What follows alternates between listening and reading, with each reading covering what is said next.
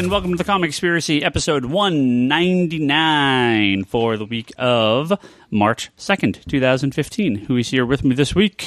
Brock Sager. Jim Jokisch. Hey, Jim. And Bryce. And Charlie. And Charlie.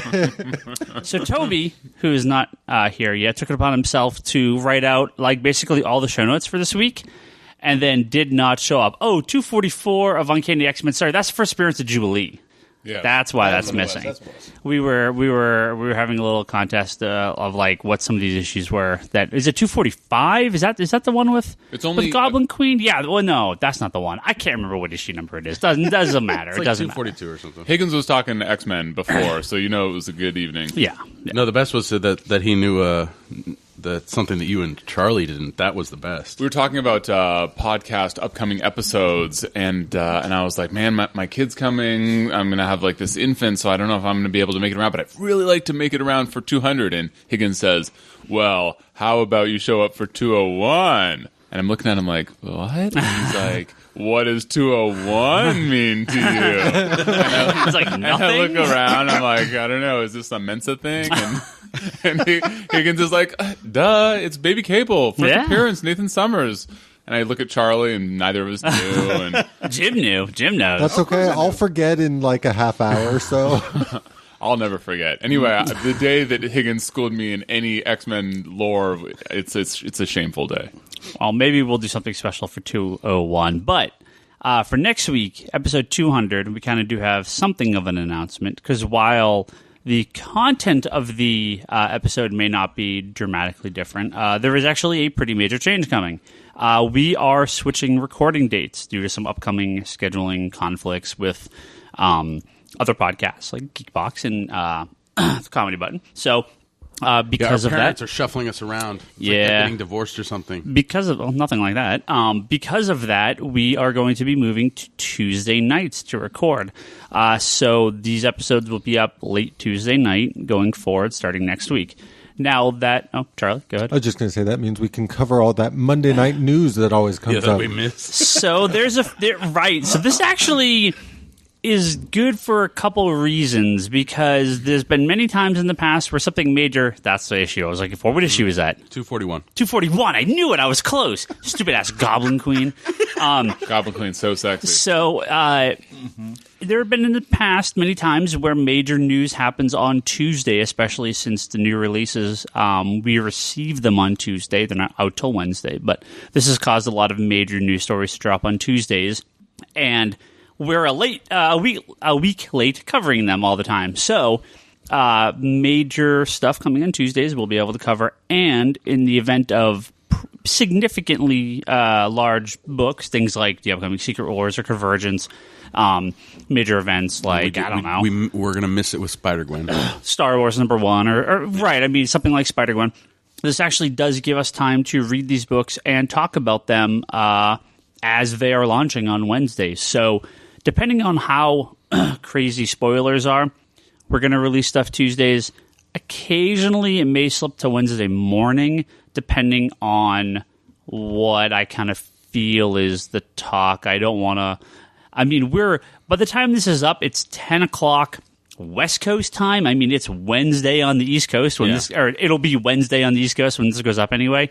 But I don't want to piss off Marvel or DC posting any major spoilers.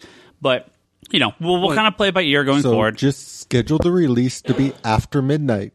Well, it would be, right. But I just don't know if, if they don't want people talking about stuff that early, if they only want it up, But again, they know that stores have them, so whatever. The amount of sites that put up various reviews on Tuesday and whatever, it's... Yeah. So, if you listen to this podcast and you do pick up books on Wednesdays all the time, there may be a couple books that we're going to talk some spoilers. We just ruined their schedule. Well, I know. Podcast listening schedule. What about your TV schedule, too? What's coming on Tuesday night? Well, it wouldn't matter because this is always this way it happened before. I had to record Geekbox Tuesdays prior to this, so it was not like I'm ever home to watch this stuff live anyway. So now you're ruining everybody else's The Tuesday's Flash. Flash night. Yeah, right? Flash, yeah. I have TiVo. Yeah, exactly. So do I. On demand. Yeah, that's all that matters. So if you do, if you want to avoid some of the spoilers, you may want to, we'll let you know in advance of it being on here. But for people that wanted a little more timely news or a little more timely reviews of comics or talk about upcoming big events, we'll be able to do that going forward. So that starts next week. So sorry for changing your day if you had to get up Tuesday morning and listen to this podcast every week. Sorry. You can do it on Wednesday morning now. And it's New Comic Day. It's like perfect brand new podcast, new Wednesday release. We'll talk occasionally about the books out that day. It's all going to be good. So, plus, we'll be able to warn you if we suspect something's going to sell out really fast. That is true. That is true. We can do that. And, it's not like, who knows, the schedule may change going forward. We may switch back to Monday at some point. Can't guarantee anything. One minor problem this will cause, and not that we've been blessed. It's not a minor. We've been blessed. Well, we've been blessed with an amazing amount of Bryce recently. Bryce was just totally like zoning off on his phone, and he's like, "Wait, what?" I'm tweeting responses to our listeners. Oh, okay, I actually am. So what a compliment. So we have been blessed with the excessive amount of Bryce recently because he knew he's expecting his second child soon.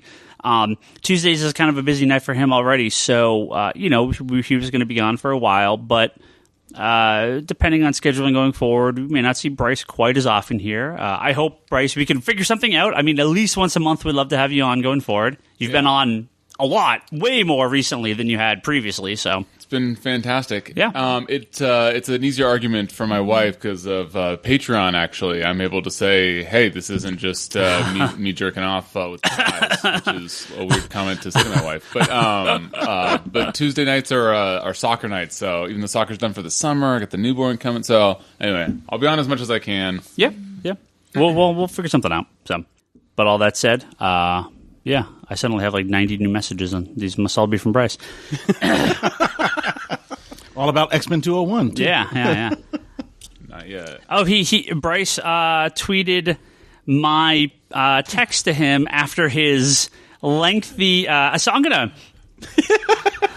Bryce, I go to Starbucks. I go to Starbucks beforehand, right, and I order the not so manly drinks that me and Brock wanted, right, and then I get to Bryce. You order mine, I get to Bryce's, and Bryce wants a decaf, double cupped. Quad Campana with one pump of mocha stirred in, hashtag high maintenance. So, what the hell is this? And they give it to me in this giant cup, and you're hashtag delicious well, too. That's true. Tell you're bad though, because so I had no idea what this drink was. They asked me for a size, and I was like, I don't know, grande, and this is apparently like. Has anybody 5 out shots. there ever, the question that you can't answer since this is a one-directional microphone, has anybody out there ever ordered a quad campana? I mean, I'm assuming it's 4 shots. Yeah. And they gave it to you in a giant cup. If I'm not mistaken, is Italian for with cream, and so it's a quad campana. Like some people get a solo espresso or a doppio espresso. This is a quad Campana, so it's 4 shots of espresso with whipped cream on the top, because you have the whipped cream as the espresso goes through it to get a little sweetness with the excessive bitterness of the straight espresso. So now I still don't process the decaf in 4 shots. Decaf in 4 shots.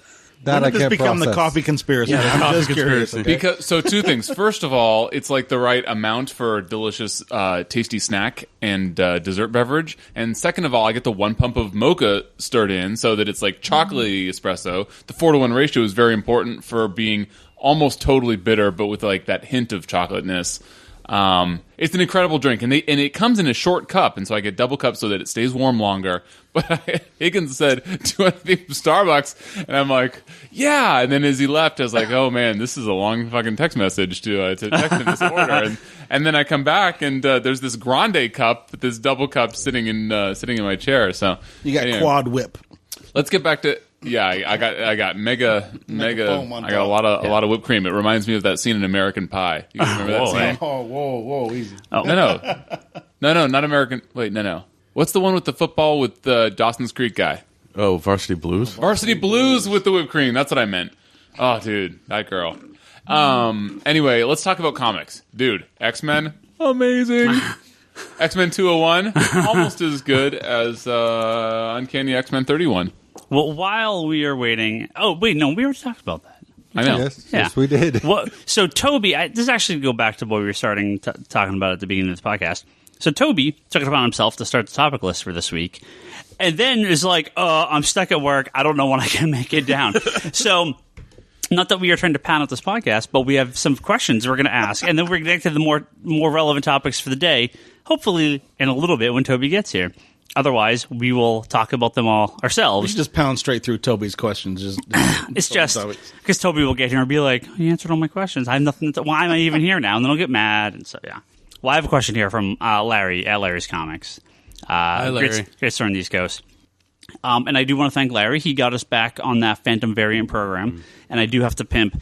At least this week, we got the Spider-Gwen #1 variant, that Amazing Spider-Man 300 homage cover. If you are interested in that, we have them at the store in $19.99. A little bit more expensive on eBay if you want to pay those prices. But we still have plenty in stock. So give me a call.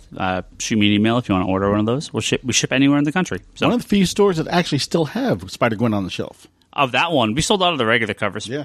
We got it took a while for those last couple to sell. I went around the area looking. No one's got it. Yeah. I got calls all week about it. So, but he has a question here. He says, was the Phantom variant a draw for your shop this week with Spider-Gwen? Which, absolutely. He says, some shops hate variants. Where do you fall? Do variants help retailers, confuse fans, generate revenue, dilute product, confuse or strengthen the industry? Be honest. Would you rather see one cover as a retailer or as a fan? Fun, hot button topic from my favorite podcast. Well, thank you, Larry. As a fan, variants are great. Actually, I'll be honest. As a fan and retailer, variants are great. There was a time where me and I would assume most people are like, variants can ruin the industry. It's confusing. All the things he mentioned, right? And we're still here, and everyone knows what variants are, and comics are selling them the most they have in years. The industry is the healthiest it's been in decades. So clearly, variants do not harm anything, or else we'd be out of business, right? If that was the end of it. So yeah, clearly variants are great. So just to be clear, you were wrong. I was wrong, yeah, because I definitely was like, some variants are okay, but there's too many variants, blah blah blah, and I still bitch about them occasionally. More so the way in which we have to order them, less so the money I make from them, because the money I make from them is a lot of money. Let's be honest. So it really comes to the method we have to order them. I wish, especially guys like Marvel, I have pages and pages of variants from Marvel that I have to order, and Avatar and Dynamite and Boom and other companies every month. But the hoops we have to jump through from Marvel are like, it is annoying. Mm-hmm. And a lot of it is based around orders we placed months ago for books that have no relation to what we're ordering. So it's kind of a big hassle. But at the end of the day, we sell a lot of variants. And, if that's what people want, I guess more power to you. And if you don't want it, cool, buy your regular books. Doesn't matter. If you like them, I buy them occasionally. I buy variants sometimes for books I really like. Mm-hmm. So, as a collector, variants are good and bad. They're beautiful. They're fantastic. The artwork, I wish I could just collect just all the cover artwork because it's amazing. But the hassle sometimes I have to go through to get to get what I want to get. Yeah, I think it's the excessiveness of it. Like when you're like, you've complained. I've watched you look at the previews and complain about all the variant covers for random independent books that you have to order, and it's like Boom can be rough. Dynamite on average has they will either have one cover. Their low end tend to be 6 to 8 covers per title. Yeah. And those are, let's be honest, books that very few stores are going to carry at all. And their variants are 1 in 10 copies is a variant, 1 in 25 copies, 1 in 50, 1 in 100, 1 in 200. Who the hell is ordering 200 copies of anything they publish? So, I don't know. I don't know what the point is. Like, why bother? Avatar, they reprint every book they have, but they call them all these different variants, and they're limited to like 100 copies, 50 copies, something like that. Grim Fairy Tales, Zenescope is the worst. Zenescope is really bad. But again, the art is amazing. So, I guess my take on this is a lot of what I don't like about ordering variants and whatnot kind of comes down to the 1 in 25, 1 in 100, all that stuff. Anything that kind of pumps up the price of a single issue the day it comes out, I'm not necessarily a fan of. Now, mind you, that being said, when they have a big issue, like for Amazing Spider-Man #1 or Star Wars even, if you can order as many of the various artist covers you want, knowing that you can sell extra copies, I don't really have a problem with that, because as far as I'm concerned, if you can have a nice large stack of Alex Ross covers on the shelf and a nice large stack of... Well, Alex Ross is like a 1 in 50 variant for Star Wars. Yeah. Kind of why I threw out that as an example, because like to me that's where I get frustrated, because like I would rather see variant covers be used to increase your total sales of a book rather than to increase your orders of a book. So here's where I start to have issues, right? Convergence has a thing where they have two covers. They have the regular cover, and then there's a I don't remember who's doing that. Crip or Trip? What's the the half cover, right? No. Oh, okay. No.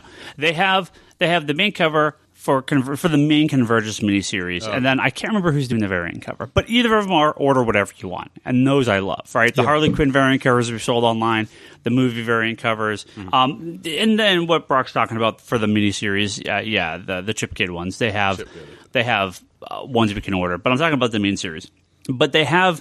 IDW does this with the subscription variants where we can order as many copies as we want of some of these variants. The way Marvel does it, though, is so for Secret Wars #1, they have like all these different cool covers. They're tied into not only matching your orders for the main cover of Secret Wars to another book, but exceeding. So we have to order... In order to order these other variants of the main cover, now this isn't a tier thing, this isn't a 1 in 25, 1 in 50. For Secret Wars #1, we have to order 150% of our orders of the main cover of Thor #1.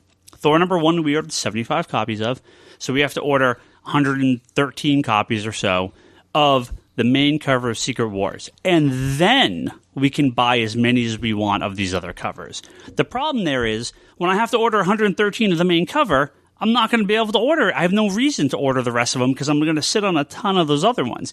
Now, had they let me order as many as I could of everything, I'll get a couple of those covers, but nowhere near as much as I would have had I been able to order, there's 5 covers, order whatever you want. Cool, I'll order like 30 or 40 of each. Way exceeding what I would have ordered the first way. I think Marvel bites himself in the ass this way. No, that's so smart because it locks you into the Marvel ecosystem.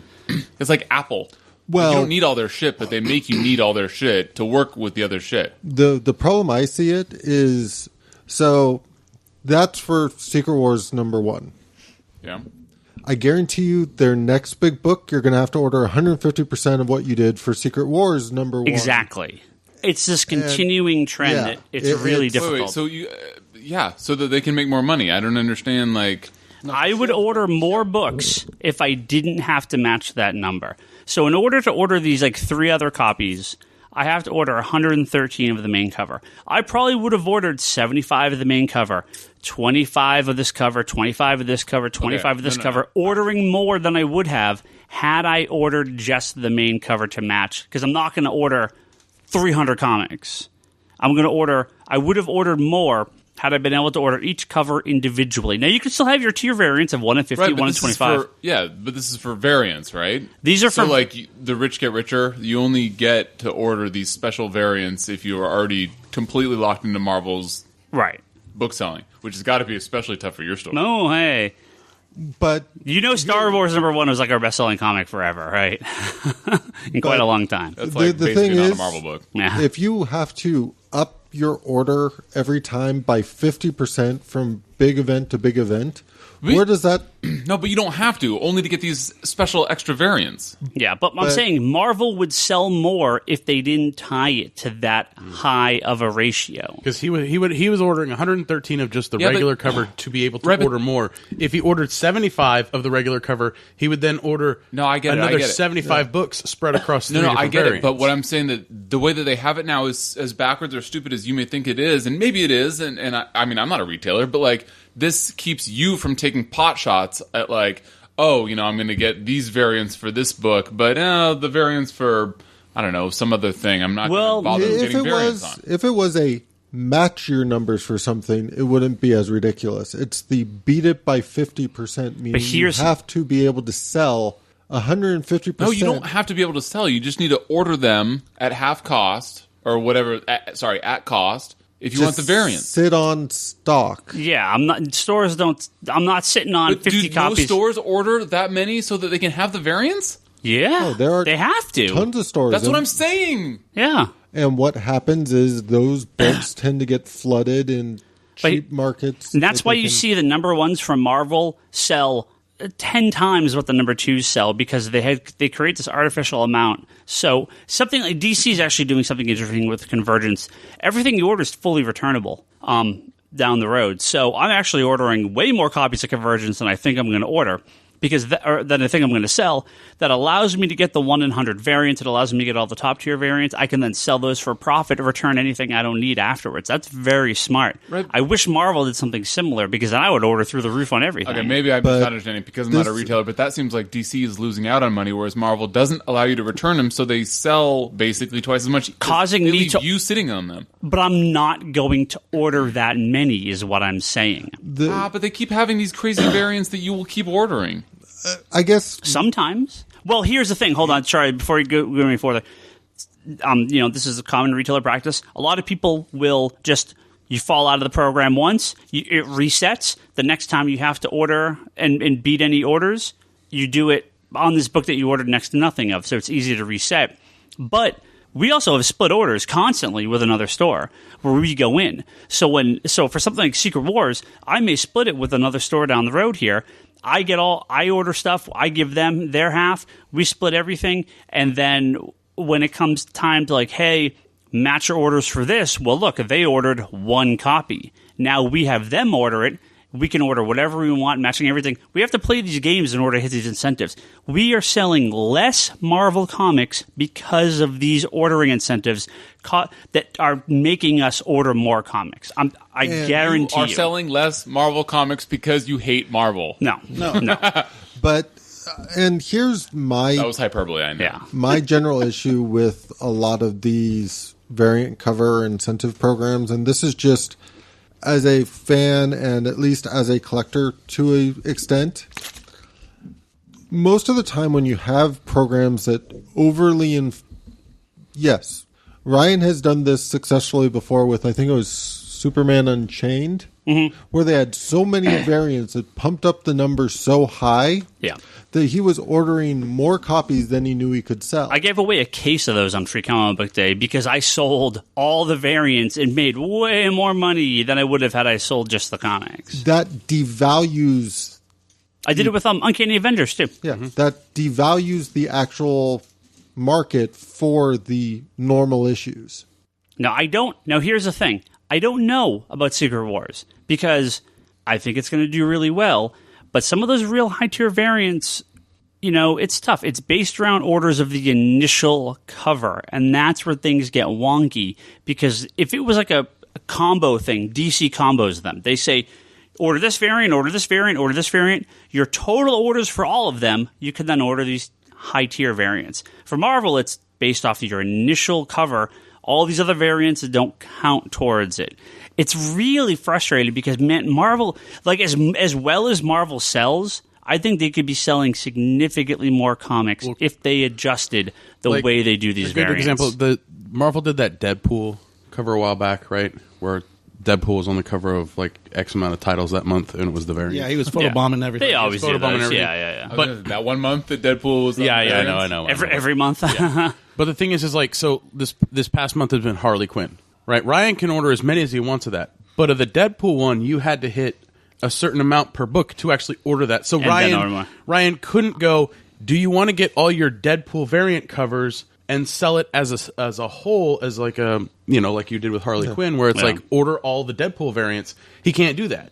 Like Charlie wants an Alex Ross cover, which is a prime example. The stores probably could have sold just a shit ton of Alex Ross covers because guys would have been coming in going, I want an Alex Ross cover, which means stores can go, oh, I can pre-sell these and know exactly how much I need. So they're going to order more. Something like the Alex Ross cover, I mean, I understand them being the, overly pricey high-end variants for Marvel. And this is sort of the catch.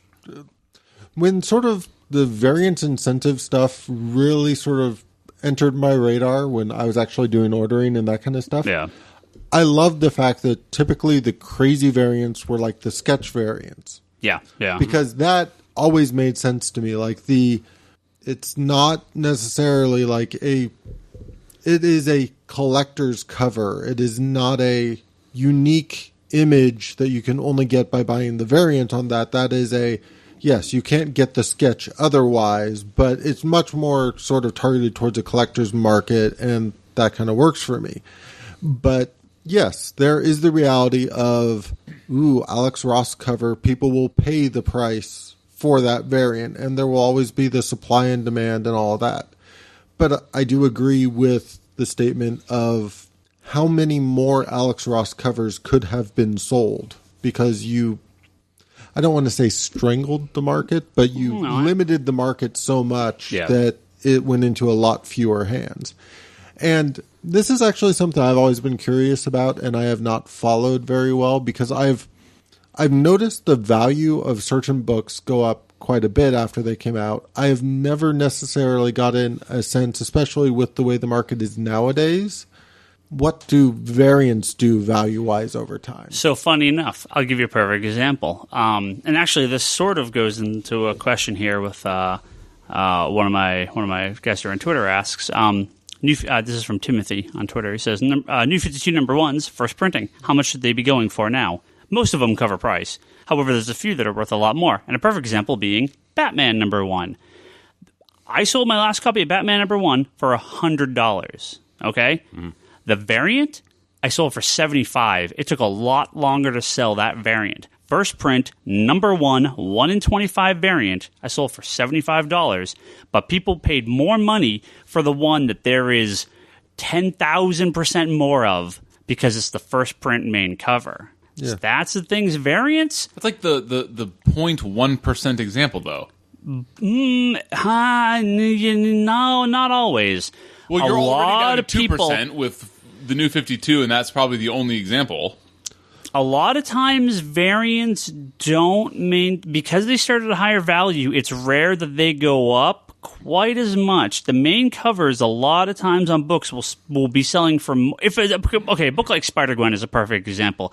The 1 in 25 for Spider-Gwen sold for $15-$20 when it came out, and that'll always kind of be $15-$20. But I guarantee you Spider-Gwen number 1 first prints are going to be a $50 book at some point in the future. But the variants won't be, because it's not the main cover. People want the main cover. Mm. It's a weird thing with variants. It happens occasionally where variants really do spike, but a lot of times... That has to do with, like, the artist. Just Scott Campbell covers will go up. Yeah. Alex Ross covers will go up. Adam Hughes covers will go... Adam Hughes, who's doing the Convergence 1 in 100 covers, by the way. Yeah. One of the things that you brought up to me a long time ago, just going back to the whole idea of print runs, is there are very rare examples, but there are examples where even like the second print variant cover will end up with Batman 608, the first part of Hush. The second print on that cover had a tiny print run, and print run has a lot to do with it too. Now, the one that I know is the Hulk. I forgot what cover or what number it was, but it's the one where he's kind of getting blasted, and it's the green one is the main cover. Mm-hmm. But there's a purple background one, which was like a second print or third print or something. And that one goes for so much more than the regular one. It happens. It's super low print.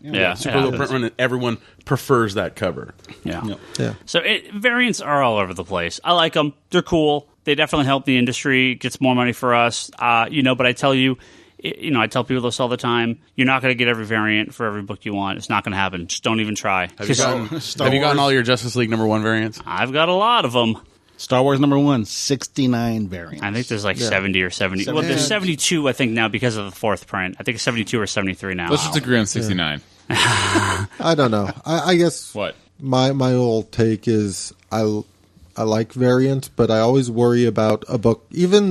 See, I'm not worried about Star Wars right now, but I am curious long term if it will be the exception to the rule or not. Just if it will get devalued at all by the sheer numbers. It's going to be dependent on like what the content of that cover was, because I know there was a lot of people that were looking for like Boba Fett covers, and I know that like those ones will probably kind of retain their value. I think Star Wars, because it's reaching much farther outside a just pure comic collector market it's going to set its own rules, basically. Right. I got one last question here, and then we'll move on to a couple. It is not about variants. To a couple news stories. No, it's not. But this is one Bryce will be all over. Oh, jeez. Hashtag Bryce briefly. Sounds like any topic. This is from Dennis on Twitter, and he asks, I saw the Onslaught Omnibus will be out this summer. Oh my God! Is it worth a read? Only read X-Men and Marvel Onslaught. Dude, let me tell you about Onslaught. Which are the X-Men and Marvel Onslaught? So, so he read like the X-Men stuff, and this is like this Onslaught. I guess is like the other stuff that's coming out. Charlie, I think you know what's in this book more. Yeah, it's pretty much the entire event with the road to Onslaught, with all the Fantastic Four stuff and Avengers stuff and all that wrapped together, and it is awesome. My name's already on it in the previews. I know. I saw. Dude, let me tell you guys something about Onslaught. Onslaught, you want to know what some good 90s and early aughts books were? We're all checking out right now. They all had the word Onslaught on my cover. I'm gonna give you a little Ryan history lesson here real quick. This is you looking up something on the internet? No. So when I started working here in 98, from about 95. I thought you started working here when you turned 18. Just stop interrupting. 97. From 90. I'm correcting it. From 93 till about 2000, because the first couple of years I wasn't reading all that much when I was just working here. The amount of Marvel I read was pretty minimal during that stretch. I read, 90, 91, 92, into 93 I read a lot. But kind of 93, 94 till about 98, 99, I didn't read nearly as much Marvel. So I missed Onslaught completely. I really didn't come back to the Marvel Universe till Heroes Reborn. Or Heroes Return, I'm sorry. So the Onslaught stuff to me, and what's the other one? Someone who goes back, the Age of Apocalypse. You missed Age of Apocalypse? That's even better than Onslaught! I missed those, completely. Oh my God, you poor man. So you guys can gush about how good this collection is going to be. Dude, look, there are few times in a comic line's history. You know what wasn't Onslaught, or the whole Onslaught saga, was Imperiex. How much of a disappointment was Imperiex and World War, whatever the fuck? Are worlds at war? I like that. Decent. Dude, that was no Onslaught. Let me tell you. I didn't say it was. No. Look, all right, I'm getting sidetracked. So Onslaught was incredible. You want to take a book. It was like Parallax, but even more awesome. Charlie, give me a bump. Give me the Charlie bump. Yeah, it's more awesome than Parallax. You're not going to get it on Parallax. You could get it on a lot of other things. But here's my thing about Onslaught, and one of my favorite things about remembering reading comics at that time. Do you remember how long they built up the Who is Onslaught? Yes. His name kept getting dropped all over the place. But I bought my 2-year-old a comic book. He doesn't get it, but yeah. And nowadays you don't really get that kind of thing. You don't get that name drop for months trying to figure out correct. And I remember there was stuff where Juggernaut got floored. The first mention of Onslaught was Juggernaut landing in a crater. Yeah. And it's who can floor Juggernaut? When Joe Matt was doing monthly books. It said Onslaught, yes. Yeah, dude. That was the golden era. Or a golden era. There's many with X-Men. I love that. I got completely wrapped up into this question of who is this new major player that's just flooring people? And yeah, who could do this to Juggernaut? And he just whispers Onslaught. And then, by the way, nobody.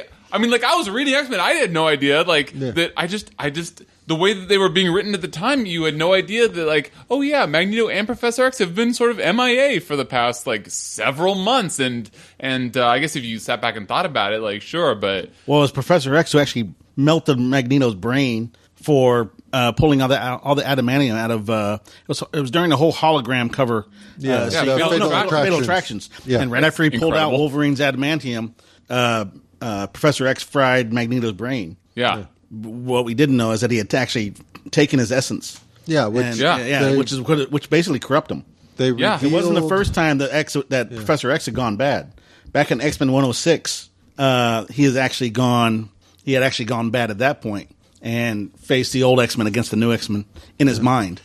So it wasn't the first time Onslaught actually made an appearance, but that was the first time Magneto, Xavier combined. If you want to believe all this fucking retconning that they're doing with Professor X and making him increasingly more evil back in the past, before we knew him, that's okay. Well. They also made it so he doesn't even know he's evil. Oh, dude, they're retconning the shit out of it, and some of it's awesome. But dude, Onslaught, exactly what Charlie said. Basically, go rewind this a couple minutes and listen to what Charlie said. You don't get shit like that anymore, which is just like, oh my god, I am just in awe of who this character is, and it's going to be badass. He looks like a Sentinel. He looks like Magneto. He does not look like Professor X. It's evil Magneto X. It's incredible. This guy is going to take over. He's going to take over the whole Marvel Universe. And Franklin Richards, out of nowhere, is this incredibly, like, manipulistic character that's like, oh, you want to rewrite reality? Boom. Done. Can do that. Anyway, that's incredible to hear that they're having an omnibus come out. Onslaught was a fucking great... It was the epitome of, like, good 90s. I used to be like, oh, grumble, 90s, even though I've never disliked them. I've always... like, Ryan acknowledges that the Green Lantern movie is terrible. I've been like that with the 90s to a large extent. But, like, shit like Age of Apocalypse and, like, Onslaught, like...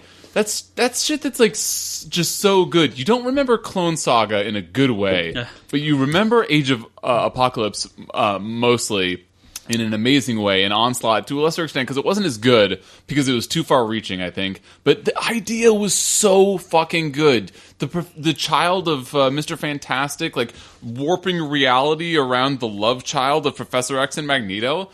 Like, on paper, you can't get more fucking crazy powerful than that. Like, who is more powerful than Franklin Richards plus Magneto plus Professor X in this giant armored body? Sentry? Not even Sentry. Superboy Prime.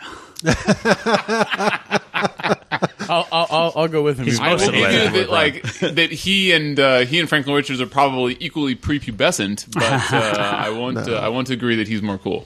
Actually, I'm just trying to think of what happened after, because, like, Onslaught was this huge high, and then I remember there was Apocalypse the 12. That was really good. It was really good, but really fucking confusing. I think that may have been like where I kind of started to drift away. I drifted away from X books after Onslaught. It almost seemed like it was almost too much. I think 319 was the last issue I read of X-Men until 419, 500 maybe. You literally stopped right before Age of Apocalypse. Yeah, right before Legion's Quest. Dude, look, this question's about Onslaught, and Onslaught was amazing. But you know what's fucking like infinitely 400, more amazing 400. was Age of Apocalypse. Yeah, I know. I came back. And that's 400. when I jumped back on. I jumped back on right before Age of Apocalypse. Dude, I could fucking do episode 200 of this motherfucker about Age of Apocalypse. Trust the that. thing is, but Bryce, Onslaught was also really good. What's good about the Onslaught Omnibus coming out is with what Remender's been doing with Uncanny Avengers and stuff like that, where they have Onslaught in there, and then especially with what Robinson's doing with Fantastic Four right now before it ends, is these characters that you're talking about, Onslaught and, Franklin Richards' reality warping world with the Heroes Return stuff. Like, they're tying all that stuff in currently into what's going on. I haven't read Fantastic Four, but I've been reading Uncanny Avengers. You gotta be. I mean, it's got Sleepwalker in it. Ryan's. Dude, I saw the cover to Sleepwalker. I almost bought it because of that, but biggest troll ever is that the last arc of FF is going to have it be majorly playing with Sleepwalker. It's so good. Wow. All right, we're going to move on. We'll talk more about that book. Since Toby is apparently not making it tonight. R.I.P. his burrito. We're going to talk about a few news stories here, and then Bryce, we're going to get your book club review for Day Tripper. But let's talk about a few things here. We first of all completely forgot to talk again. Thinking how long it takes between podcasts, it feels like forever. We never talked about Aquaman. They revealed the picture of Aquaman in the upcoming Zack Snyder, movie. I guess.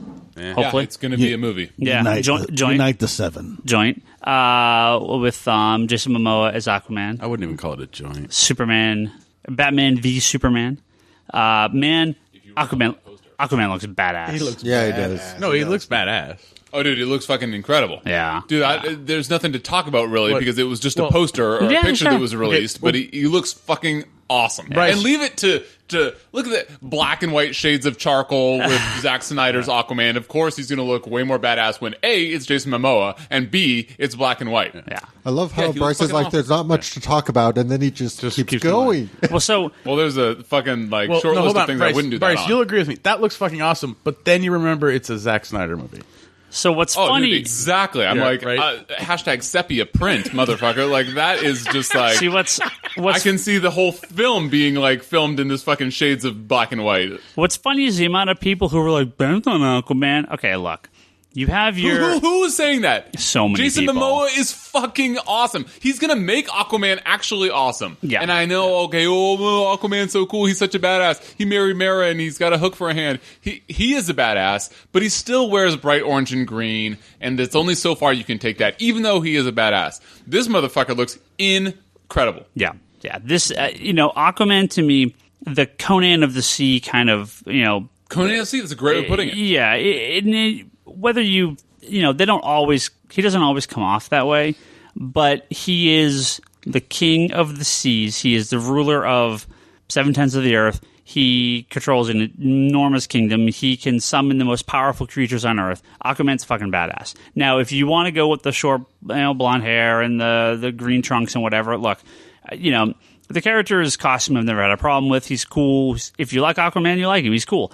This is going to be an Aquaman that's going to change people's point of view. This is not your Super Friends Aquaman. Well, this is an Aquaman that kind of they're going for more of that Pacific Islander look. Well, with it, he but can to talk, me that's ocean. That's fine. Yeah, Right? sure. He's going to talk to fish, but he's going to talk to the Kraken, okay? Like, that's the fish he's going to talk to. Like, this is going to be crazy. I am so excited for this. Until they cut to Gotham City or fucking Metropolis, where there's no water anywhere near there. And, no, I guess They're both on the water. East Coast. They're They're both both right on on the the water. water. Metropolis? Yeah. Oh, I'm sorry. I meant the Kent Farm. I'm sorry. Where does Man of Steel take place? It takes place mainly in the fucking farmland. Oh, well, yeah, it'll be in Metropolis. It doesn't matter. but- I was just trying to troll you. It doesn't matter. Anyway, he looks awesome. So He does look there's that. awesome. He does. And Jason Momoa could play fucking... Who's even lamer than that? Clarion? Who's even lamer than Aquaman? Clarion's fantastic. What are you talking about? that new series. You're a douche. He's What? no, Clarion, dude. Aquaman is a badass. Clarion is not. Who's less cool than Aquaman? Anyway, my point is that Jason Momoa could make anybody fucking Firestorm? badass. Yeah. Wow. Firestorm's not so bad. Who else? I'm just trying to go off a list. Let me go with Classic Marvel Man? characters. Who could he be? Well, I that's think it's more of a totally question lame? of who couldn't Jason Momoa make badass. Dude, did you guys watch Drunk History ever? Yeah, it's Have you great. seen the one with Jason Momoa? I don't think so. What'd he do? He did. I already forget. He was a Native American athlete that went to the Olympics. I forget Okay. his name. Okay. I'm going to think of it as soon as we close the podcast. But anyway, Drunk History. That show is That show's really funny. It's Yeah. really funny. Yeah. Makes me feel justified in all my history lessons. A little bit smarter, huh? Yeah. So there is another. If your team ups for superheroes isn't, if the movies aren't your take, then maybe you'll like the third, well, potentially fifth or sixth, really, when you get down to it. But at least the third in the Arrow and Flash continuity TV shows that are coming up, because we don't know about Titans, Supergirl, the Vixen cartoon. I mean, all this stuff coming up. We don't know how much it's going to be tied in. Well, Vixen, the cartoon, is. Well, yeah. It's directly in, but I mean, obviously it's a cartoon, so it can be different. They've announced an untitled third show. It is a superhero team-up show. Oh, yeah, and Jim's showing us the Atom costume. He finally got the Atom, kind of. I thought they said it was going to be called The Brave and the Bold. I don't think so. I don't think they've named anything. That was like a rumor, Could but call it World's Finest. But I don't think there's any official name for it.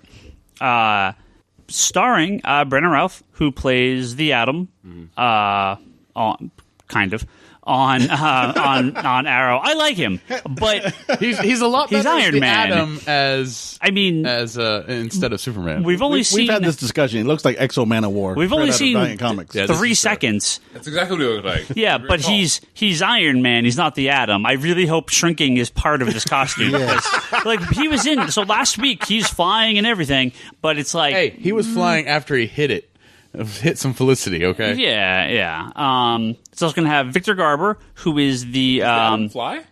what's that? Does the Atom fly? I didn't know that. He can. Well, he He goes through telephone wires. He goes through that. He flies because he's so light. He can kind of go wherever. But this is like full on like Iron Man armor flying through the sky. Keep going. So anyway, the exosuit is doing most of the work. We also have Victor Garber, who plays one half of Firestorm. He plays Professor Stein. I'm assuming Robbie Amell, who plays Ronnie Raymond, will also be involved, because it'd be weird if only one of them done this.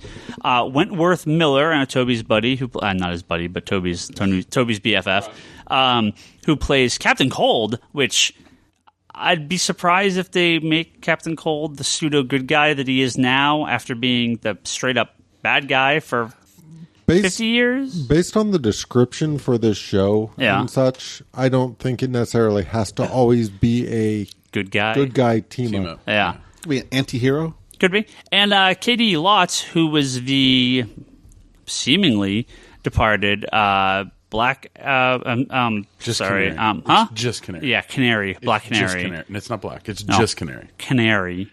On Arrow, the sister. We don't do colors on Arrow, okay? Yeah. So... And again, based on the general premise of the show, it doesn't have to be tied to any particular time period either. Yeah, so this could be a cool way to bring in a lot of characters that either get killed off, or older characters, or who knows. I have no idea what the show's going to be about, but I'm down. Along with Supergirl has cast a whole bunch of new characters for it. We got like Toy Man. Yeah. Maybe we can have a Constantine cameo. Oh, that'd be Dr. great. Fate. That'd be great. But the last few episodes of Flash before they went on break, last episode of Arrow was super good, so I am down with. Have they made any new announcements about Constantine? No, we're still waiting. They pretty much said they wouldn't until May, when they have to. Yeah, all the announcements come in May for shows that are picked up or canceled or renewed. Yeah. So again, if it moves to Sci-Fi, I thought I heard a rumor about Sci-Fi. That's been well. There's a lot of rumor that it could potentially move if it doesn't get picked up. But like a lot of these television schedules, it's all about the ordered pilots, how they look, whether or not they think they have something else to fill the time slot. That would. And Constantine's one of those weird things where it's not necessarily the actual air numbers; it's the numbers afterwards that are so high. So it's kind of it's a lot of DVR views and a lot of on demand. So we'll see. Okay. And of course, unfortunately, occasionally we have to talk some really bad news. Friday, February 27th, I'm going to, argue one of the most important people in science fiction history passed away. Leonard Nimoy died at the age of 83, if I'm not mistaken. 83. Yes, that's correct. He was, of course, known as Mr. Spock on the original Star Trek series. I mean, not directly comic related, but you would be a fool to not talk about this on a podcast quite like this. He was the narrator of In Search Of.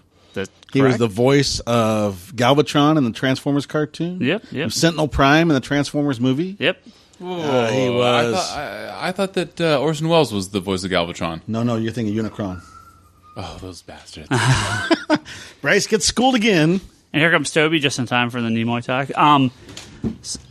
Kirk, Toby, just in time. William Shatner may have been, the star of Star Trek, but Leonard Nimoy was definitely the heart of Star Trek. Yeah, so we don't talk Trek on here too often. I talk about the Gearbox from time to time, a little more often, but I am a huge Star Trek fan. Original series, everything, up to the current movies. I love Star Trek. Enterprise is still something I kind of need to give a shot. I was out at that point. But in recent years, my love of Star Trek has kind of, blossomed fully and fully returned. I watched a lot of original series stuff when I was a kid, kind of watching the repeats. I really got into Next Generation. I hadn't watched it prior to that during the reunification episode. And if you're aware of that, that was a two-parter with Mr. Spock, where they bring him on. That was when I started becoming a really big Star Trek fan. So, gun to my head, I like Star Trek more than Star Wars. I know that's a kind of blasphemy for some fans, but I love Star Trek. It is a very smart show.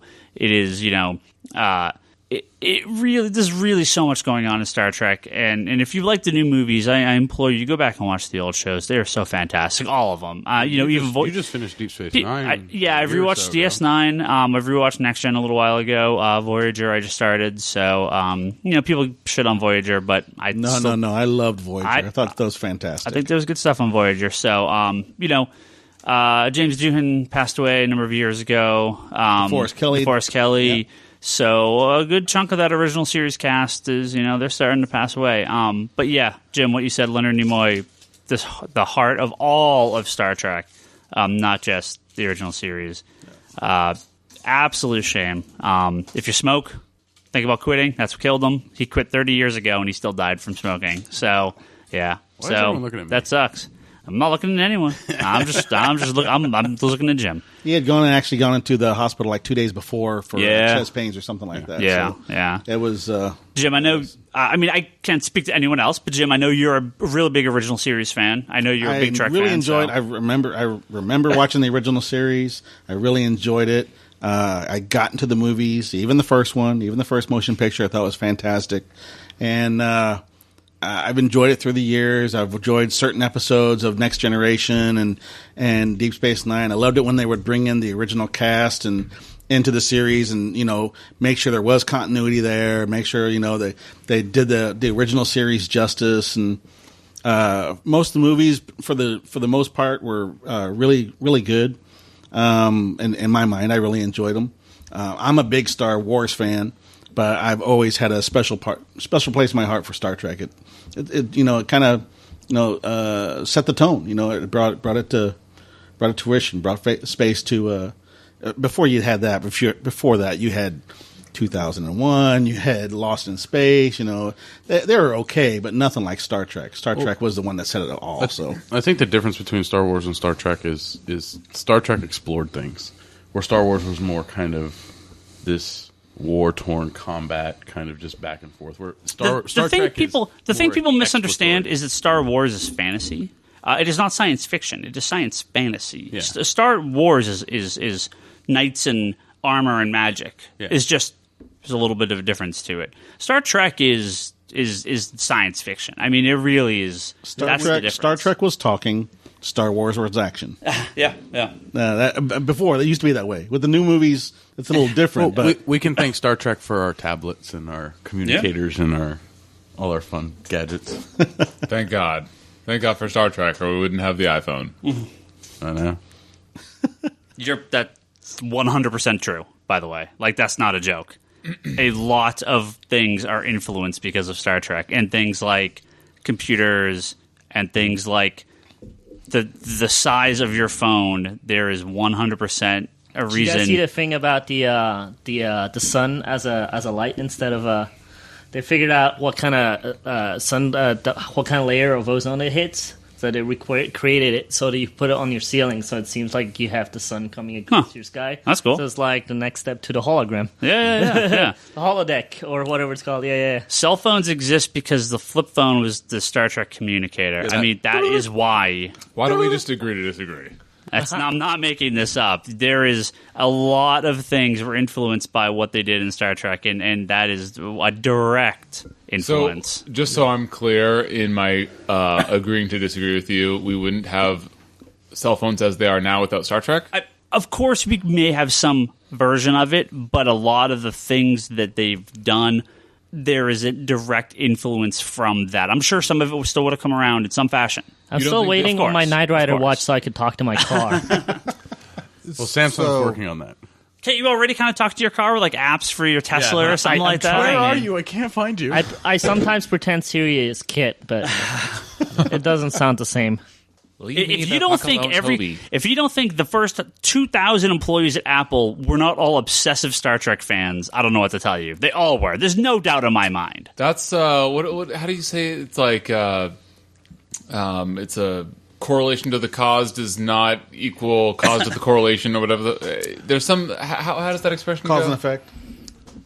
What I'm saying is that I think that Star Trek may have taken some of its excellent. Look, dude, I fucking don't know Star Trek. I'm not trying to take away from Star Trek. I'm just saying that, like, it seems to me that they extrapolated on existing technology and took it to its logical conclusion, which is where technology went with or without Star Trek. I love Star Trek as much as any non-Trekkie does.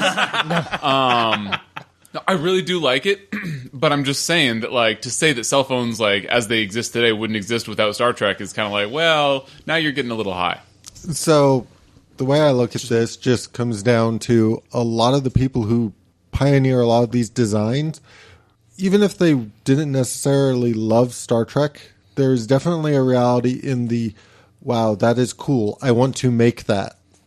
Yeah, but dude, so, I mean, you're not wrong. I'm just saying that, like, just because a whole bunch of nerds work at Apple doesn't mean that it's like, yeah, they like Star Trek. I mean, like, of course, Apple hired the best nerds.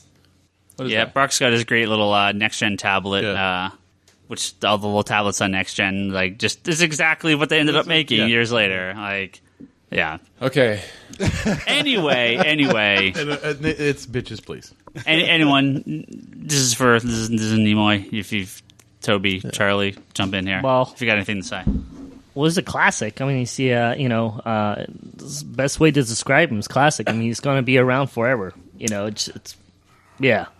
I mean, that's one of the first iconic, TV characters you would remember. It's the dude with the pointy ears. I mean, it's just freaking iconic, So, and Star Trek is also the first show that let me to see a bigger universe. I mean, you could read it in comic books, where there's bigger worlds, people can meet each other.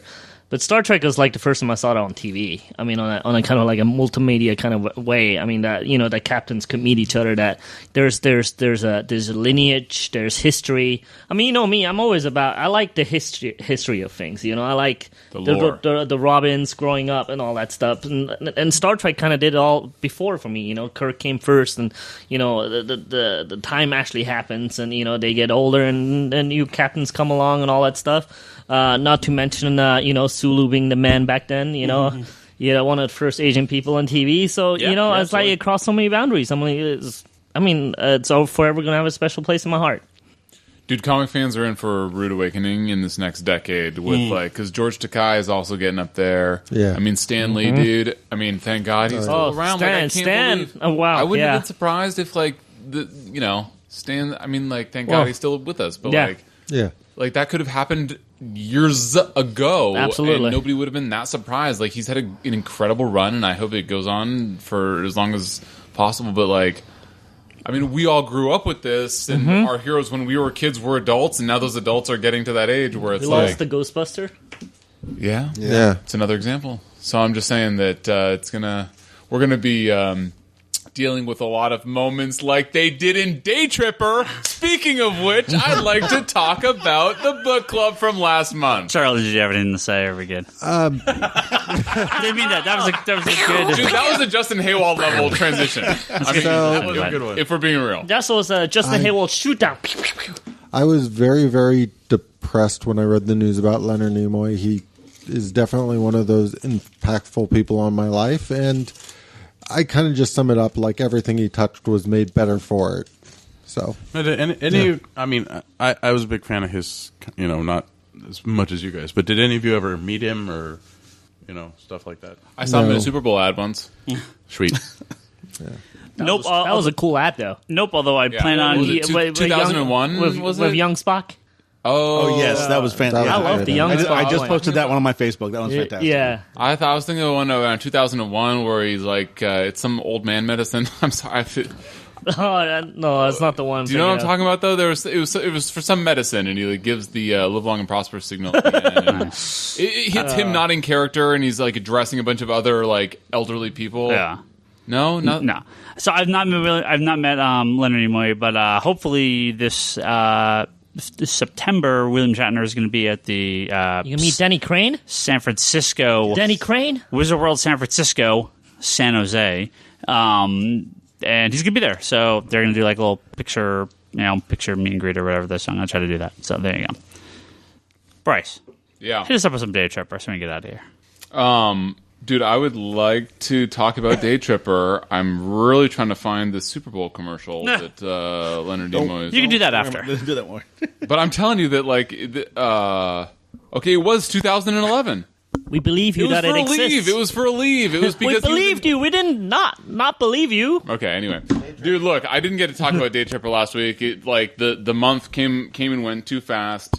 Anybody in sales can actually probably anybody anywhere can agree that where does the time go? 24 hours is not enough time for a day. Dude, I read Day Tripper and I was like, Brock's. I'm like, how many picks has Brock had? I'm like, I don't know. 1 for 2 with Brock. I mean, I loved Dead Body Road, but did not like Clone. And so I'm like, okay, I know that Brock likes to be contrarian and he likes to not pick Marvel or DC books. That's just you gotta know Brock to know Brock. Well, no, I can pick Marvel or DC books, but everyone else is going to pick those. No, so but you never would. I It's like try to part of go your separate. personality is what I'm saying.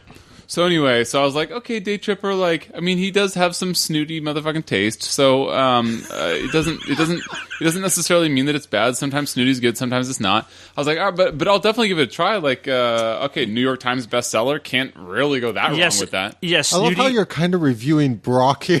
Yes, No, but I'm saying my expectations play a lot to any book or movie or any media that you ever read ever. snooty is good occasionally, Mr. Decaf Double Cup Quad Conpana with 1 cup of mocha stirred in. Wait. Hashtag high maintenance. Hashtag high maintenance. Hashtag small cup. Okay, that would be way funnier if you didn't spend the last 5 minutes looking for that text. You bastard. Okay, look. Anyway, I'm saying that you cannot deny that expectations going into something impact your ultimate review a lot. It does. So anyway, Day Tripper, I was like, okay, I will definitely go into this with as open mind as possible. Brock's about 50-50. Dude, Day Tripper, for those of you that didn't read the book club of last month, I would highly recommend going back and reading Day Tripper. Day Tripper was really good. I was like, I'm looking at the thing. There's nobody in tights. There's nobody punching anybody. I was kind of like, Boring. boring. Exactly. Yeah, it's not Marvel or DC. How good could it possibly? Just kidding. But dude, the art is incredible. The story is incredible. It's a story of a man. They didn't even do a good job of reviewing it last week. Let me give you a good review. The good review is that. So they did mention sliding doors. It's kind of like sliding doors. It's kind of like. Have you guys seen Run Lola Run? Dude, go watch Run Lola Run and then read this book. It is a perfect example of this book. It is a story. It's a German film. Yeah. No. German film with Franco Potente. Well, no. I'm just saying Run Lola Run has nothing to do with Day Tripper. Dude, you're being an asshole right now. Look. I've heard this comparison before. You have? Yeah. Okay, so what happens in Run Lola Run is that these slight differences change the course of the movie. It's an hour-and-a-half movie broken into 3 half-hour mini-movies based on like slight variances in the beginning of the movie. This is, I see what Charlie's saying is that it's not like the same tale with minor differences. But what does happen in this book is that each comic, each story is a different year of his life, and different years of his life took place whether or not he survived earlier years or not. So like the first issue, he's in his 30s, and you know what has happened in his life, and then he dies at the end of every issue. So he's going through his life. This is what's happened in his 30s. You get a sense for the character, and then boom, he's dead at the end of issue 1, and you're like, oh my god. And then issue 2, it's him in his 20s, and it's like, oh, I sort of see what they were alluding to in some of the stuff in his 30s. It's a little more character development. Boom, dies sometime in his 20s because like something different went that way. And then the next issue, he's even older. The next issue, he's even like younger than he was. He's like 11 in the next issue. And all of these issues end in some weighty, tragic way where the character is no longer with us, unfortunately, due to a series of unfortunate circumstances. But every one is like these slight things happened in his life that killed him or not. For example, in this is kind of a spoiler, I guess. In one of the issues, he's 11 years old, and he's going to rescue his kite. The way that he dies in this issue is that he touches a high voltage wire because his kite is stuck on this electrical line. But then you have to think, like, as you're reading the whole book about how the weightiness of every minor decision in your life and how this can like lead to a whole long life or not. I mean, he dies in that one issue when he's 11, but there's all these other issues where he lives, till he's 30, 40, 50. So anyway, it really makes, there's no punching, there's no superheroes. It just really makes you think about life. There's a little bit of punching. But without being depressing. I find a lot of these like talk heavy books kind of pretentious. This is coming from me, and sort of like roll your eyes weighty in terms of it's just kind of like, oh God, buddy, I get your point. Stop beating a dead horse. But they do a great job of keeping it light and like keeping the love in life. Which is very important because he dies at the end of every issue, and I haven't even read beyond this book, but I really want to because it's really it makes you appreciate life, and man, the art is really good. It makes you want to visit Brazil, by the way, which is sort of separate. I thought the book was finite, as in this is it. Yeah, this is the only one. Oh, is this it? This is it. I really wish it went on. That's a bummer. So anyway, I thought that it was really good. It's not a 10 out of 10 for me, but it's definitely a 9 or a 9.5 from me. The art was incredible. It's these two dudes from Brazil. The stories are great, and it really does make you think. Like, dude, I don't know about you guys, but like a lot of so I was climbing Half Dome last summer, and I was like, dude, if there was some like, I mean, God forbid, but like there was some like random earthquake or like fucking crazy gust of wind, like I could die today. And like that would be my issue of 32 in Bryce's Day Tripper. And I mean, of course that didn't happen, and of course I'm cautious to never let circumstances like that ever get close to me.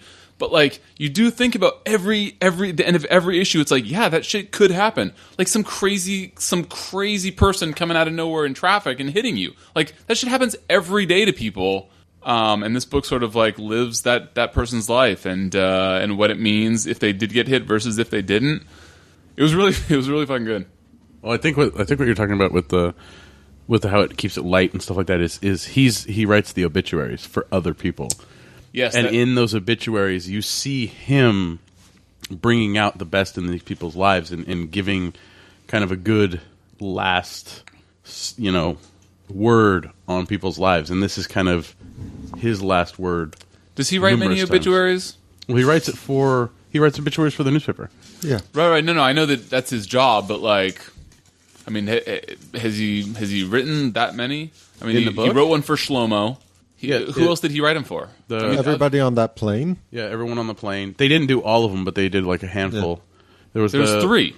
There was 3, and then was it more than 3? They made it seem like he was working on. No, he's always working on it. But you're saying that like he brings out the best in them, and I would argue that is not sort of what makes him bring the life to the book. I would argue that him bringing life to the book is the fact that he is an obit writer, whether or not we actually see any obits, because it just makes it like his existence as somebody that always is covering death and is always in fact dying that much more poignant. Well, to me, the very last page of every issue kind of had his quote-unquote obituary from that moment in time. Yeah. Right, but not written by him, presumably, since he's dead. It seems like it was supposed to be written by him, though. Yeah. Okay, so maybe that's how you interpret it. Maybe that's how it is. I interpreted it differently. I interpreted it as some other loving person that was like covered, like somebody else in his position, and that his position as an obit writer was only meant to bring more credibility or more clout to the heaviness of the fact that this guy dies every single issue. See, like a bitter irony. This is the weird thing about Day Tripper. The fact he dies at the end of every issue didn't feel heavy to me when you kind of realize he's just going to die at the end of every issue. Like it was more for me. It was more about the content before those last page or two, because that's where you got the actual like story of his life from. Right, and that's what kept me like on the edge of my seat. Is a little strong, but almost at the edge of my seat every issue, because I'm like, dude, how are they going to kill him this issue? Like, this is an incredible, like, this guy's living a full life. Like, going back to the issue when he's 11, like, this kid is 11, he's on a farm, he's having a great time. Like, I am thinking, I know that he's going to die in this issue. Like, he's there's a million ways to die on a farm, Lord knows, but it's like, you're not sad while you're reading it. That's the thing is it's going to happen. That was a lot of what I loved about it. Is that you're never sad. You're reading it. Is that it is never a sad book. I love it. I mean, the art lends itself to it because it's not ever dark, morose. It is a a couple points, but that's because it's like nighttime or it's violent. Any like noir-ness that was ever in the story, I think that the art was just so, I don't want to say cartoony because it wasn't at all cartoony, but it wasn't ever gritty. Like I could point to a bunch of books by any publisher that are like more gritty, more scratchy. But I just thought that the I guess it was just the clean lines or maybe the inking. It felt fluid. It just felt that it was never too noir, too dark. That like even though we're dealing with death constantly through the read, it was never depressing, which is so hard to do when you're dealing with death every issue and it's never feeling depressing. Like, how do you do that? And he did. Because every issue with the art and everything, it felt alive, is the way I'd put it. That's a fucking great way to put it. And I agree with that. And if you want to feel alive, you should read Bryce's pick, whatever X-Men book he's about to pick. So, Bryce, what X-Men book are you picking for you? No, Bryce, what's your pick? What's your book club pick for this month? All right, so look. We missed it last week, so we'll bump it a week, but we got a long month. We're bumping a week. We have a long month this week. We're fine. So I want to tell you guys a little story. Okay, Bryce, we're about half an hour from hitting our minimum or maximum for this episode, so keep it short. Half an hour? Please. No. I have a You should have told him like 10 minutes. You shouldn't have told him half an hour. He was like, I got a half an hour. I was joking. That's like an hour and a half. Perfect. He goes, that's exactly how long I wanted to talk. Once upon a time, there was a boy named Bryce conceived. I'm going to keep this very short for me. This is a story about superheroes. I need to take this away from like the real life ness of the last months and bring us back to superheroes, because this is a comic book podcast, and even though it's not all about superheroes, this one is. Bryce misses his spandex. So, a long time ago, over 10 years ago, there was a superhero comic book, and it was about a bunch of superheroes that were never going to let quote-unquote superhero-ness affect them. And they were like, you know what? I'm going to be a superhero no matter what the fuck. I'm going to save the world, and you can't do a fucking thing about it.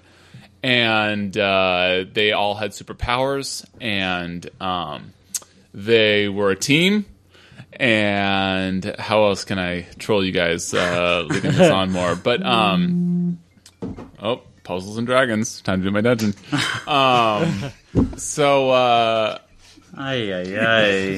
Look. It involves an artist that we all know and love that sort of cut his chops for... So, have you guys heard of the Ultimates? Yes. My pick for this month is Warren Ellis and Brian Hitch's The Authority. I didn't expect that to come out of Bryce's mouth. Funny enough, I was going to pick Planetary last time, but I didn't. That's something I expect from this dude over there. I'm actually just amused because I thought that was where you were going with it, but then I'm just like, but this is Bryce. He's not going to pick that. Wait, did you really think that? Yes, I did. Wait, what was the give it away? They're going to be heroes no matter what anybody else thinks or... Well played. So, look, these guys are... and Higgins hates... It was Ellis that did Next Wave, right? Mm-hmm. Higgins hates Warren Ellis. He hates how... this is when I loved him. Really? Yeah, that's why I said... That's why I said was Next Wave before or after The Authority? Way after. Stormwatch, Planetary Authority... This is all like Higgins Transmet. This is when I would have said Mark Miller, Warren Ellis. They were like my two favorite writers at the time. Like, you're talking like late 90s, 2000, so Warren Ellis 2001. Is sort of showing off in the story what would later become him just trolling fans of superheroes, and Higgins hates it way more than I do, and I don't like it. Or I don't, not that I don't like it, but I just find it frustrating. But this is when he was still doing really good team books. It's got like an X-Force feel where they're just badasses and they're all flawed, or I guess quote-unquote flawed. And they're all like, I don't know, like what you would expect if real people were to become superheroes. And there's a book like that. And Brian Hitch. I mean, Brian Hitch's art, and I'm sorry, I never remember the inker's name. Those poor bastards inkers. I mean, how much do you get paid to be an inker? Kevin Neely, I think, did all his inking. You're gonna have to tell me, or we could just go get it off the shelf. But Brian Hitch is like giving all this, not foreshadowing, but like basically, if you've ever read Ultimates, he cut his chops on the Authority. This is the Ultimates 0.1. Yeah. In terms of Brian Hitch art, like you're gonna love Brian Hitch's art. Warren Ellis is doing a great job with the team book. There are a bunch of irreverent, badass superheroes. Here's a funny trivia for you. Do you know what book basically creates the Authority? You mean besides Stormwatch? Yeah. No. Wildcats Aliens crossover. Really? Yeah. See? That's where Stormwatch gets all fucked up, and then Authority comes out. So Warren Ellis does a number of years of Stormwatch prior to this, and that's where the team builds, right? And Authority comes out of the destruction of Stormwatch, right? Although you don't have to read Stormwatch to read Authority. Correct. Are you picking? Yeah. So right now, Authority is available in giant, 12-issue trades, like the big fat collections. Yeah, I just meant the first arc or the first book. Yeah. So first arc is what's that one called there? Relentless. Yeah. But dude, if you guys want to keep reading. It's I haven't read any of Mark Millar's stuff. Ryan's homie Frank Quitely jumps on later at some point in time later on. He does some Mark Millar stuff. This came almost 2 decades ago, so I'm a little so I don't remember exactly. But anyway, it's a great.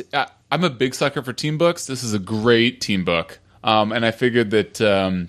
You guys have had enough of me ordering Marvel books month after month after month, and Higgins does the occasional Marvel book, so I figured that share and share alike. I would. How much do you love Jenny Sparks? Oh, how much do you think I love Jenny Sparks, dude? Yeah, like Nico Monroe and that's Toby. Oh, that's all. It seems like it would also be you, Speedball. Any Quentin Quire, like any smart mouth. Obnoxious teenager. Oh, Jenny Sparks is like their Quentin Quire. Yeah. Any irreverent teenager Higgins just loves. I mean, # irreverent teenagers, which actually could go sideways for him. Oh, Jesus, I don't know. That's the one I was looking at. Is that a different one? This is what Ryan was saying. This is 1 to 12. That's the entire. This is the old printing. This is 1 to 8. Yeah. So the one that Brock has here is just called the 30 volume one. That's the entire. There's only 4 more issues. That's the entire Warren Ellis run. So because Mark Miller picks up at 13. Yeah, all right. So let's do at least the first 8 issues. But if you're feeling daring and you're on the book club, let's grab our respective privates and go for the full Ellis run, which is the first 12. The full Ellis. Huh? It's good stuff. Ellis. Yeah, so I approve this pick. Good. Yeah, I've actually late 90s, early aughts. I haven't read this yet, but it's something that I've had on my list of stuff to read. So good pick. Now's your chance. You're welcome. All right, we're going to go ahead and wrap up. Thank you, Bryce. Hopefully, did we do Peggy Carter talk? Oh, No. dude, Peggy Carter. I haven't. We'll talk about it next week. We're out of time. We talked about. We were waiting for you, Toby. You were running late. That's fine. Dude, you said I had half an hour. I took like 5 minutes. Yeah, we have like another 20 minutes left. Oh, dude, and if you guys need another reason to buy the Authority, they have a homosexual Superman-Batman couple. Yep. Yeah, Midnighter. All right. Midnighter and Apollo. Yep. # love, not triangle. We'll talk about Love line. We'll talk about Age of Carter and a few other things next week. But we are out of time, unfortunately. Thank you, everyone, for being here. And Bryce, hopefully you're around to talk about your book pick. The Magic 8 Ball says the future is unclear. Yes. So, with the kid coming, hopefully she can hold out for a couple more weeks. Hopefully. Don't forget this episode and all our previous episodes is available at geekbox.net. You can discuss this episode on our forums at geekbox.net, and the Geekbox Facebook group. Don't forget to go to our digital website, that is digital.comicsconspiracy.biz. Go pick up all your cheap comics on there. And although it ended today, you can find things like the amazing Daisy Johnson sale that Comixology had today. This character I've never heard of, but you're such a fucking troll, dude. But always check Mondays. They always do a Marvel 99-cent sale. Always check on the weekends. Big stuff on there. And don't forget to subscribe to your favorite books on our digital website. You should be able to get Authority through there too. Yeah, this should all be on there. Patreon.com/comicconspiracy. And this is when I completely forgot to thank all our Patreon guys for this episode. I am the worst, especially since this is the first of the new month. So what I'm going to do right now is I'm going to talk for a second or two while I pull up our Patreon list. podcast. I was supposed to do this. Let me know. I was supposed to do this. Hey, Toby, quickly, let's talk about Peggy Carter. Dude, Excellent. Agent Carter, great. Fantastic show. I will say very good show. I'm going to stop short of great or amazing. It was very good. Solid.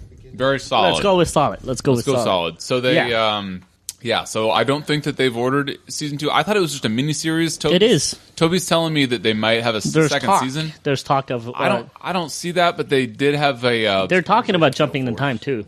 That would be awesome. Like they're going to cover different eras. They had a teaser at the end of the finale that I won't spoil. Teaser's fantastic. It is a fantastic teaser, and my wife was like, "WTF, mate?"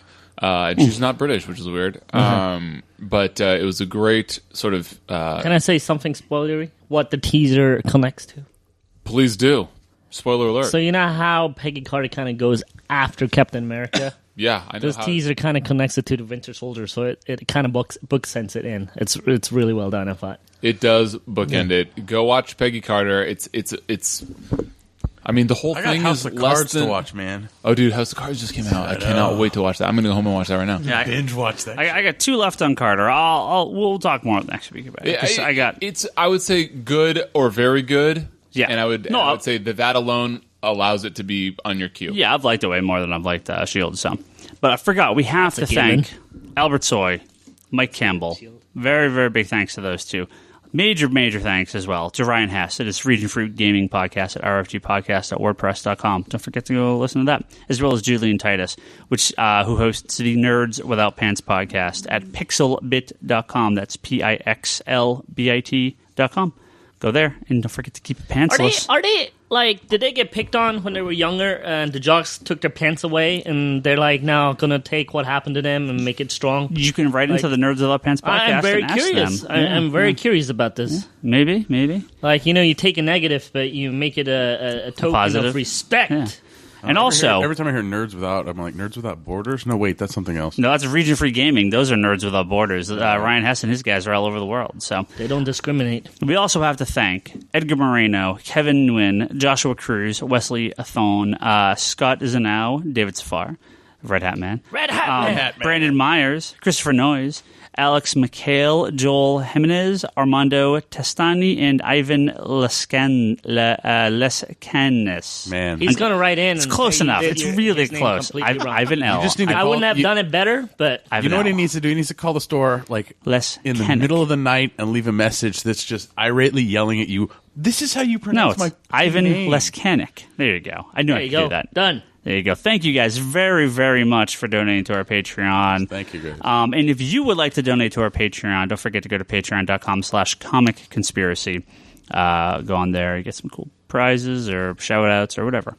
And we have conspiratorBrock.com, Brock's blog. Go on there and watch his video podcast, video pull lists. I'm hopefully going to try and get some more other stuff up. I recorded a unboxing of...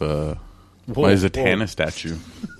My Zatanna bombshell statue. I need to get it up, but nice. I'm going to try and get a little bit more stuff up, reviews and all that. Cool. ComicsAndTheKind.com. That's Omar's blog. Omar's living it up in the 808, so hopefully we have him back on soon. The Infinite Long Box. We should just all go there instead. I think that'd be a lot more fun. The Infinite Long Box. If our Patreon gets high enough, we can take a trip and have if we get to $7,000 on our Patreon, we'll take a trip to Hawaii. If we get to 70,000, then we move the store to Hawaii, and we all live there. Or 7 million. The Infinite Long Box podcast and Wanderers in the Fourth Dimension podcast. Those are Charlie's other podcasts. Go listen to those. I'm Ryan Higgins Ryan on Twitter. Brock is Brock Sager. Omar is Comics and Kind. Bryce is Larsen Bryce. Toby is Toby XI. Charlie is Insanity and Chaos. Jim is LD Exterminator. Yeah. Go talk to Jim on there. You've actually used Twitter twice in the last week. Yeah, it's more than usual. Today. I used it to troll you. Yeah, I know. Sugar Man. Oh my God, Bryce, go scroll. Sugar Man. Bryce, go. I love Sugar Man. Go scroll back like 3 days on my Twitter and go read me yelling about Sugar Man. How much I hate Sugar Man.